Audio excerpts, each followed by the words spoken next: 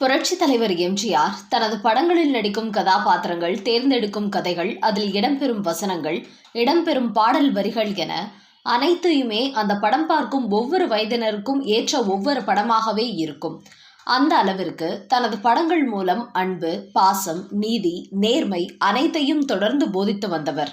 பிறவி குணம் என்று சொல்வார்களே, அதே போல இயல்பிலேயே அவரது இரத்தத்தில் இது ஊறி இருந்தது. அது மட்டுமல்ல, எம்ஜிஆரை பொறுத்தவரை தாய் நாட்டுக்காக போராடுபவர்கள் மீது மிகப்பெரிய மரியாதையும் பற்றுதலும் கொண்டிருந்தார். அதனால்தான் அவர் முதல்வரான பிறகு ஈழத்தில் நடக்கும் போராட்டத்தை முடிவுக்கு கொண்டு வர தன்னால் இயன்ற முயற்சிகளை எடுத்தார். அந்த ஈழப்போரில் ஈடுபட்டிருந்த தலைவர் பிரபாகரனுக்கு தமிழகத்தில் ஆதரவும் அடைக்கலமும் கொடுத்தார். வேண்டிய நிதி உதவியையும் அளித்தார். அதே சமயம் அவர் சினிமாவில் வளர்ந்து வந்த காலகட்டத்தில், அதாவது நமது நாடு சுதந்திரம் பெறுவதற்கு சில வருடங்களுக்கு முன்பு இதே போன்று சுதந்திர போராட்டத்தில் ஈடுபட்டிருந்த மாவீரர் நேதாஜியின் மீது தீவிர பற்று கொண்டவராக இருந்தார். இப்படி சுதந்திர போராட்டத்தில் எம்ஜிஆரும் தனது பங்களிப்பை மறைமுகமாக இருக்க வேண்டும் என நினைத்து சில காரியங்களை செய்தார். வெளியில் நிறைய பேருக்கு தெரியாத அந்த விஷயத்தை எம்ஜிஆருடன் இணைந்து பல படங்களில் கலை இயக்குநராக பணியாற்றிய அங்கமுத்து என்பவர் ஒரு பேட்டியில் மிகவும் பிரமிப்புடன் கூறியுள்ளார். அப்போது இந்த அங்கமுத்து மிகவும் இளைஞனாக இருந்தார். அதாவது 1942-43 வருடத்தில் M.K. தியாகராஜ பாகவதர் பிரபலமான நடிகராக மட்டுமல்லாமல் நியூட்டன் ஸ்டுடியோ என்கிற ஸ்டுடியோவிற்கு நிர்வாக இயக்குநராகவும் இருந்தார். இந்த ஸ்டுடியோவில் பாகவதரையும் டைரக்டர் ராஜா சந்திரசேகரையும் பார்ப்பதற்காக எம்ஜிஆரும் அவரது சகோதரர் சக்கரபாணியும் அடிக்கடி அங்கே வருவார்கள். அப்படி வரும்போது பாகவதர் இல்லாத நேரத்தில் அங்கே வெளியில் இருக்கும் பவளமல்லி மரத்தடியில் போடப்பட்டிருக்கும் மர பெஞ்சில் அமர்ந்து காத்திருப்பார்கள். மதிய நேரங்களில் வெயில் அதிகமாகிவிட்டால் அங்குள்ள ஆர்ட் ரூமில் வந்து எம்ஜிஆரும் சகோதரர் சக்கரபாணியும் உட்காருவார்கள். அப்போது அவர்களை வரவேற்று உபசரித்து பதிலளிக்கும் வேலையை சிறுவன் அங்கமுத்துதான் செய்து வந்து கொண்டிருந்தார். அவருக்கு கலை மீது இருந்த ஈடுபாடு, மற்றவர்களுக்கு பொறுமையாக பதிலளித்து அவர்களை உபசரிக்கும் விதம் எல்லாம் எம்ஜிஆருக்கு ரொம்பவே பிடித்து விட்டது.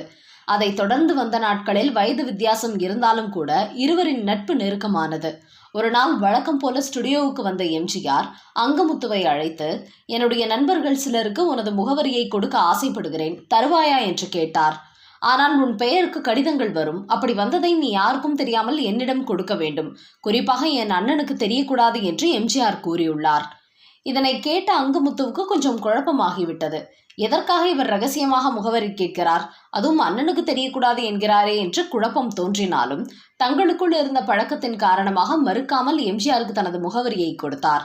அப்படி என்ன கடிதங்கள் யாரிடமிருந்து வரப்போகிறது என்று எதிர்பார்த்து காத்து கொண்டிருந்த சமயத்தில் ஒரு நாள் எம்ஜிஆர் ஒரு கடிதத்தை அங்கமுத்துவிடம் கொடுத்து, இந்த கடிதத்தில் குறிப்பிட்டுள்ள முகவரியில் பத்திரமாக இதை கொண்டு போய் சேர்த்துவிடு என்று கூறியுள்ளார். அந்த கடிதத்தை எடுத்துக்கொண்டு அந்த முகவரிக்கு தேடி சென்றார் அங்கமுத்து. அங்கே கண்ணம்மாப்பேட்டையில் இருந்த ஒருவருக்கு தர வேண்டிய கடிதம் அது. எப்படியோ விசாரித்து ஒரு வழியாக அவர் கடிதத்தை கொண்டு போய் சேர்த்தபோது அங்கமுத்துவை பார்த்துவிட்டு, இந்த கடிதத்தை யார் கொடுத்தது என்று கேட்டுள்ளார் அந்த நபர். எம்ஜிஆர் தான் கொடுத்தனுப்பினார், என்ன விவரம் என்பதெல்லாம் எனக்கு தெரியாது என அங்கமுத்து கூறியுள்ளார். அப்போதுதான் அந்த கடிதத்தை பெற்றுக்கொண்டவர் சில தகவல்களை கூறியுள்ளார்.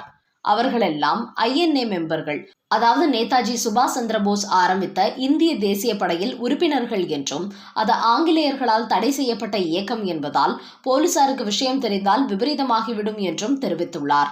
அதன் பிறகுதான் எம்ஜிஆர் நேதாஜியின் அபிமானி என்றும், அவரது சுதந்திர போராட்ட நடவடிக்கைகளில் எம்ஜிஆர் மறைமுகமாக தனது பங்களிப்பை கொடுத்து வந்தார் என்பதும் அங்கமுத்துவுக்கு தெரிய வந்தது. ஆனால் எம்ஜிஆர் எந்த விதமான நடவடிக்கைகளை ஈடுபட்டு வந்தார் என்பது தனக்கு தெரியவில்லை என்றும் கூறியுள்ளார் அங்கமுத்து.